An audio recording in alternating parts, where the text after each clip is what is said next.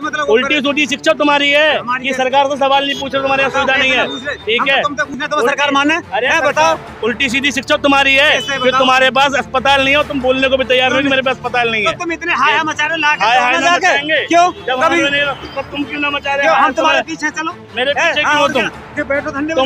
तुम्हारे पीछे हमें होना चाहिए, तुम हमारे पीछे क्यों हो? पीछे चलेंगे, तुम नेता हो, तुम नेता बन रहे हो। नेता नहीं हूँ, सुनो, जैसे तुम हो वैसे ही मैं हूँ, सुनो तो हो ना, जैसे तुम हो वैसे मैं हूँ, लेकिन एक नागरिक का पहला कर्तव्य है अपनी चुनी हुई सरकार से सवाल पूछना, उसकी चमचागिरी करना नहीं। चमचागिरी तुम्हारे अधिकार वोट डालने का बनो, कोई हमने दे दिया, अब तो वोट डालने के लिए देखोगे ना किसने काम किया नहीं किया। किसने किया? जिसने काम किया उसको वोट दो। किसको देख के बताओ, तुम बताओ। जिसने काम किया किसी भी दल का हो, जिसने काम किया उसको वोट दो, तो उसी को देंगे। हाँ, तो बस इतनी बात कह, वो तो मैं क्या कह रहा हूँ, अंग्रेजी कह रहा हूँ, मैं कह रहा हूँ उसको वोट दो जिसने काम किया। नमस्कार, आप सभी का स्वागत है हमारे चैनल पर और हम उत्तर प्रदेश के नोएडा में मौजूद हैं और यहाँ पे हम सीधे पब्लिक से जुड़ेंगे। क्या तो देश में नफरत फैल रही है तेजी से। कोई नफरत नहीं फैल रही है, ये कुछ लोग कन्हैया के नाम पे जो हारे हुए हैं खम्मा नोच रहे, कहते हैं बिल्ली ने खम्मा नोच रही है, खम्मा नोच रहे हैं। अब कहीं ना कहीं तो इनको वोट नहीं है। हाजी तो रहे बैलेट पेपर पर चुनाव करा लो। 350 करोड़ रुपए अभी मिले हैं इनके कांग्रेस के जो सांसद है राज्यसभा से, उनसे पूछी। अब राहुल गांधी अब क्यों नहीं बोल रहे हैं, उस पर बयान क्यों नहीं दे रहे, या प्रियंका जी क्यों नहीं बयान दे रही हैं कि 3.5। अब कहाँ गई मोहब्बत की दुकान में नफरत, मोहब्बत की दुकान में भ्रष्टाचार बेच रहे हैं। कुछ लोग कह रहे हैं अगर भाजपा में शामिल हो जाए तो साफ हो जाएंगे। कौन? कुछ लोग कह रहे हैं कौन शामिल हो जाएंगे? अगर वो भाजपा में भी शामिल हो जाए। कौन शामिल हो जाएंगे? वही जिनके घर पैसा मिला है वो कल भाजपा ज्वाइन करने में पैसा। भाजपा ऐसे भ्रष्ट लोगों को लेगी ही नहीं, ये तो वहीं पे जहाँ पे वही ठीक है, जहाँ पे है वही ठीक रहेंगे, वही ठीक है। ये कह रहे हैं कि भाजपा ने पहले तो ले लिया। भाई साहब मुझे बताओ, नारायण राणे कौन थे? क्यों ले लिया भाजपा ने? 3000 करोड़ का घोटाला उनके नाम, क्यों ले लिया भाजपा ने?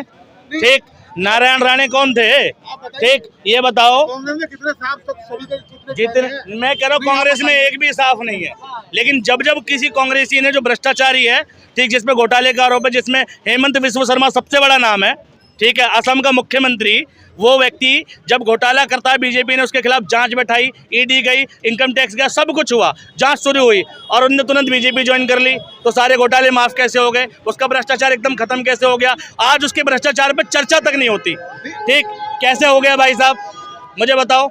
अगर वो गलत बीजेपी की वॉशिंग मशीन में कोई धुलता नहीं है तो भाई हेमंत विश्व शर्मा पे कार्रवाई कब? और मैं बता रहा हूँ, जिस दिन बीजेपी के नेता पे कार्रवाई होगी और जांच होने लग जाए, 350 करोड़ नहीं निकलेंगे, 3500 करोड़ भी निकलेंगे। एक बार जांच तो करो पक्ष की पार्टी की।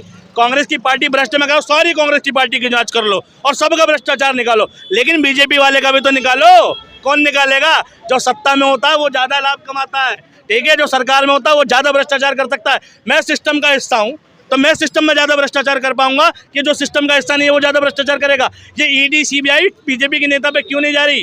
क्यों जा रही है विपक्ष के नेता पे? चलो विपक्ष के नेता पे जानी चाहिए क्योंकि मुद्दा भ्रष्टाचार का है, देश की आमदनी का, देश के पैसे का, लेकिन पक्ष के नेताओं पे कब जाएगी? बीजेपी वाले के छापा क्यों नहीं पड़ रहा अब तक इसकी सरकार में? और गौतम अडानी के पैसे माफ कैसे हो रहे हैं? सुभाष चंद्रा के 600 करोड़ रुपए माफ कैसे हो गए? सुभाष चंद्रा कौन है पता है? 4 करोड़ की एक पकड़ी गई, बीजेपी का राज्यसभा सांसद, जी न्यूज का मालिक सुभाष चंद्रा, 600 करोड़ माफ किए हैं, सॉरी 6000 करोड़ मोदी सरकार ने। वो भ्रष्टाचार नहीं है भाई? वो क्या किया मोदी जी ने बताओ? उसका हिसाब कब होगा? मैं कह रहा हूँ खूब भ्रष्टाचारी है कांग्रेस, डाल दो जेल में उठा के, लेकिन बीजेपी के नेताओं का भ्रष्टाचार कब निकलेगा? पीएम केयर फंड पे जो पैसा दिया कुमार विश्वास ने, मेरे जैसे बंदों ने 100 200 रुपए सबने डोनेट किए, 140 करोड़ लोगों ने अगर एक रुपए भी डोनेट किया होगा तो 140 करोड़ रुपए पीएम केयर फंड में आया। वो खर्चा क्या किया? कोरोना में पीएम केयर फंड में घोटाला जो हुआ, वेंटिलेटर में घोटाला हुआ, मास्क में घोटाला हुआ, रेमडेसिविर में घोटाला हुआ, द्वारका में सड़क बन रही है, 18 करोड़ पर किलोमीटर की सड़क थी। इसी सरकार की मंत्री, इसी सरकार की सीएजी की रिपोर्ट है, उनने कहा 18 करोड़ की सड़क 250 करोड़ पर किलोमीटर पे बन रही है। उस भ्रष्टाचार का क्या हुआ बताओ? कब पता चलेगा इसके बारे में? भाई मीडिया जो है विपक्ष के भ्रष्टाचार को तो दिखा रही है, हम कह दिखाना भी चाहिए, लेकिन सरकार का भ्रष्टाचार कब दिखाएगी? सवाल तो सत्ता से होते हैं ना, विपक्ष से कब से होने लगे? जो सत्ता में, जो शासन है, प्रशासन में, भाई वो भ्रष्टाचारी ज्यादा होगा, उसके पास पावर है, वो घोटाले ज्यादा करता है। उस पर सीबीआई ईडी की रेड कब होगी? कब होगी बताओ?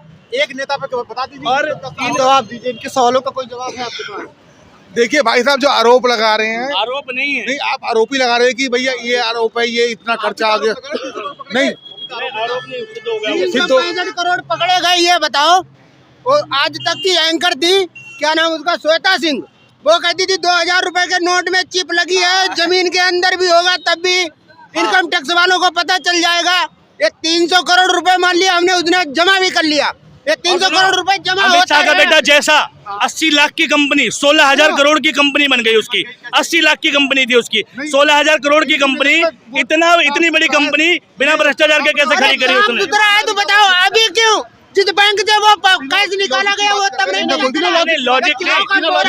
लॉजिक नहीं कह रहा, मैं कह रहा हूँ सुनो, मुझे बताओ भ्रष्टाचारी, मैं कह रहा हूँ कांग्रेस भ्रष्टाचारी है। बीजेपी का भ्रष्टाचार पे सीबीआई ईडी की रेड क्यों नहीं हो रही पिछले 9 सालों में? आरोप लगे हैं भाई साहब। बीजेपी की है सीएजी रिपोर्ट जो थी इसी सरकार में लगी है अभी। आरोप नहीं भाई साहब, सुनो सुनो सुनो सुनो, सुनो सुनो, अरे सुनो भाई साहब, आरोप पर ही जांच। एफआईआर जब लिखवाने जाते हो कंप्लेन पुलिस के पास, पुलिस क्या करती है आपकी? कंप्लेन लिखती है, कंप्लेन लिखने के बाद एफआईआर होती है, एफआईआर होने के बाद क्या होती है? चार्जशीट। चार्जशीट क्या है? आपकी जांच है कि ये जो कंप्लेन लिखवाई है ये ठीक भी है कि नहीं है। तो जांच तो कंप्लेन पे ही होती है। किसी ने आरोप लगा दिया कि उसने इतने करोड़ का घोटाला किया, उतने पे ही जांच हो जाती है भाई साहब। जांच क्यों नहीं हो रही? और एक सीबीआई ईडी वालों को एक भी बीजेपी का नेता नहीं मिल रहा जिस पर भ्रष्टाचार का आरोप नहीं है। मैं नारायण राणे तो भैया बीजेपी का नहीं था, शिवसेना का था। 3,000 करोड़ के घोटाले का आरोप था उस पर। जैसी बीजेपी में गया जांच बंद हो गई। वो तो बीजेपी का नहीं था, आरोप लग चुका था, जांच शुरू हो चुकी थी, लेकिन बंद हो गई। कैसे? आपके पास इनके सवालों का कोई जवाब है? बंद कैसे हो गई? कोई जवाब ही नहीं है इनके पास भाई। आप जवाब नहीं बोलने भाई साहब देखिए, सीधा आरोप लगाना, किसी पे भी आरोप लगा सकते हैं। आरोप चलती हुई बंद हो आरोप निराधार भी होते हैं। आरोप सिद्ध होने चाहिए ना, आरोप लगाते रहिए किसी के ऊपर। सुनो, आरोप किसने लगाया ये भी बता देता हूँ। हेमंत विश्व शर्मा पे आरोप लगाने वाले व्यक्ति का नाम है अमित शाह। जानता हूँ अमित शाह कौन है? देश के होम मिनिस्टर हैं। उन्होंने आरोप लगाया, उनने ही जांच खुलवाई, और बाद में जब उनने बीजेपी ज्वाइन कर ली तो बंद हो गई। अब बताओ बताओ। देखिए भाई साहब, आरोप किसी पे कोई लगा सकता है। किसने लगाया आरोप? बीजेपी ने लगाया। अरे बिल्कुल दिखा देता हूँ। हेमंत विश्व शर्मा पे घोटाले का आरोप है कि नहीं? बिल्कुल दिखा देता हूँ, मैं बिल्कुल दिखा देता हूँ। मुझ में क्या, पूरे देश में यार मीडिया में चला है, कैसी बात कर रहे हो? मैं कुछ झूठ बोल रहा हूँ? लो ठीक है, वो देखिए वो आरोप लगा रहे हैं। बताइए आप क्यों कह रहे हैं मतलब मोदी जी आएंगे? क्या क्यों, मतलब क्या कारण है आपको? मोदी जी ने विकास किया है, विकास के नाम पे वोट मिल रहे हैं इसलिए आएंगे। कुछ लोग कह रहे हैं कि कन्हैया लाल के नाम पे वोट मैं नहीं मांगा कह जा रहा, रहा है। ये जनता की आवाज है, ये जनता की आवाज है, मैं नहीं कह रहा। आप जनता है। कुछ लोग कह रहे हैं कि हिंदू मुस्लिम की राजनीति करते हैं, ईवीएम घोटाला हुआ है। इस प्रकार की बातें हैं, कुछ नहीं है। कोई ईवीएम का घोटाला, भाई ईवीएम का घोटाला नहीं हो सकता। ईवीएम हैक हो गई ऐसा कुछ नहीं है। अगर कोई कह रहा है ईवीएम हैक हो गई, वो गलत कह रहा है। लेकिन देश में 19 लाख ईवीएम गायब है। खुद चुनाव आयोग का रिपोर्ट थी ये। चुनाव आयोग ने कहा 19 लाख ईवीएम का हमें पता नहीं। तो 19 लाख ईवीएम क्या है? चुनाव भैया, मैं ये नहीं कह रहा ईवीएम का घोटाला, लेकिन कुछ ना कुछ तो मैनेज है। विकास दुबे मरा था, पता था ना आपको, लेकिन पुलिस क्या कहती है? वो रिवॉल्वर खींच के भाग रहा था, उनने हमें मारने की कोशिश करी तो हमें आत्मरक्षा में उसका एनकाउंटर करना पड़ा। पुलिस की ये जवाबदेही है। लेकिन पूरे देशवासियों को पता है उसका एनकाउंटर कैसे हुआ। 1 किलोमीटर पहले मीडिया की गाड़ी रुकवा दी गई थी, ठीक है, और पुलिस ने कहा कि हमने अपनी आत्मरक्षा में एनकाउंटर किया। हर एक देशवासी को पता है विकास दुबे का एनकाउंटर कैसे हुआ, सब जानते हैं, पुलिस ने जानबूझ के किया। ठीक, तो जैसे ही विकास दुबे का एनकाउंटर मैनेज हुआ है ना, ऐसे चुनाव मैनेज होते हैं। चुनाव मैनेज बिल्कुल होते हैं जी। ठीक है, बैलेट पेपर पे होना चाहिए था। मैं ये कह रहा हूँ, अगर नहीं होते हैं, मोदी जी को कोई इतनी लोकप्रियता पे यकीन है, ठीक है, भक्तों को इतनी लोकप्रियता पे यकीन है, ठीक, तो भाई मोदी जी करवा लेना एक बार बैलेट पेपर पे। बोलने वालों का भी मुंह बंद हो जाएगा, बोलने वालों का भी मुंह बंद हो जाएगा, ठीक है, और मोदी जी की लोकप्रियता भी सिद्ध हो जाएगी। डर काहेगा? भाजपा डरती है क्या बैलेट पेपर? बिल्कुल डर रही है। और क्या हुआ था राजस्थान में? जब तक बैलेट खुले कांग्रेस आगे थी, जब ईवीएम खुली कांग्रेस पीछे हो गई। ईवीएम मैनेज नहीं हो रही, मेरे ख्याल से तो ईवीएम पलटी हो जा रही है। पलटी हो जा रही है बिल्कुल। 19 लाख ईवीएम का पता नहीं है, ठीक है। चुनाव आयोग पनौती कहने पे तो नोटिस भेजता है, लेकिन कोई किसी को पप्पू कहता है तो नोटिस नहीं भेजता। कोई कन्हैया लाल के नाम पे वोट मांगता है तो कोई कार्रवाई नहीं होती। विपक्ष के नेता पे तो कार्रवाई है, पक्ष के नेता पे कब होगी? प्रधानमंत्री पे कुछ नहीं होता। तो भाई साहब सब कुछ मैनेज है, ये भारत है, हर चीज़ बिकती है यहाँ पर, हर चीज़। लोगों के दीन ईमान भी बिक रहे हैं, ठीक है, कोई दिक्कत बात नहीं। मैं कह रहा हूँ मोदी जी बहुत लोकप्रिय नेता, बहुत प्रसिद्ध नेता है। शक दूर क्यों नहीं करते? तुम देश के प्रधानमंत्री हो तो एक वोटर की भी अगर शिकायत है ना कि मेरे वोट का गलत इस्तेमाल हुआ है, तो तो ये उस देश के प्रधानमंत्री की और डेमोक्रेटिक सिस्टम की जिम्मेदारी है कि उस वोटर को सेटिस्फाई करे कि उसके वोट का गलत प्रयोग नहीं हुआ है। कह रहे जनता इतनी खुश है, जनता इतना प्यार करती है, अभी कह रहे 24 में आएंगे फिर से। देखो, जो राजनीति में होता है उसके समर्थक भी होते हैं और विरोधी भी होते हैं। राहुल गांधी बन जाता तो जनता खुश नहीं होती। जो राहुल गांधी के समर्थक होते हैं वो खुश होते हैं, तो क्या उसे देश मान लो? मैं कह रहा हूँ एक ने भी विरोध किया है तो जवाबदेही है चुनाव आयोग की, एक ने भी विरोध किया है। और मेरे ख्याल से मैंने ये सुना कि 15,000 एप्लीकेशन गई है मध्य प्रदेश और छत्तीसगढ़ वगैरह के चुनाव को लेके सुप्रीम कोर्ट में, ठीक है। तो जब एक का भी विरोध है तब भी जिम्मेदारी है। अब तो 15,000 और लाखों की संख्या में लोग कह रहे हैं ईवीएम हैक है। हर जगह सुनने को मिलने में आ रहा है कि ईवीएम की सेटिंग है।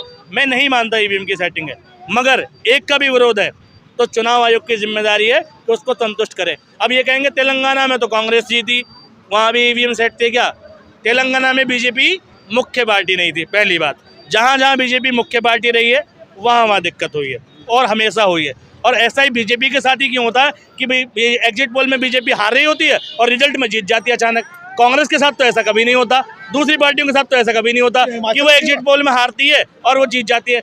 हिमाचल में एग्जिट पोल में भी कांग्रेस ही जीत रही थी, ठीक है। पार्टी भाजपा नहीं थी क्या? नहीं, एग्जिट पोल में जीत रही थी। अपनी बात है, हमें ऊपर रखने हैं। हिमाचल में क्या, हिमाचल में वहाँ पे ईवीएम हैंग नहीं हुआ था क्या? बताता हूँ, ये सारी चीजें चुनावों को देखते हुए मैनेज होती है। अभी ये क्या है, नजदीक में क्या है, 2024 का इलेक्शन है, गलत इम्पैक्ट जाता हो सकता है इसलिए मैनेज कर। ये एक आम आदमी की शंका है। देखो सुनो, हाँ निजी राय, एक आम आदमी की शंका है, निजी राय मान लो। सुनो मेरी निजी राय मान लो।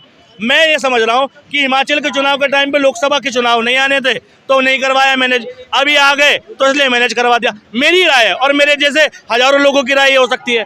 तो चुनाव आयोग हमें संतुष्ट करेगा ना।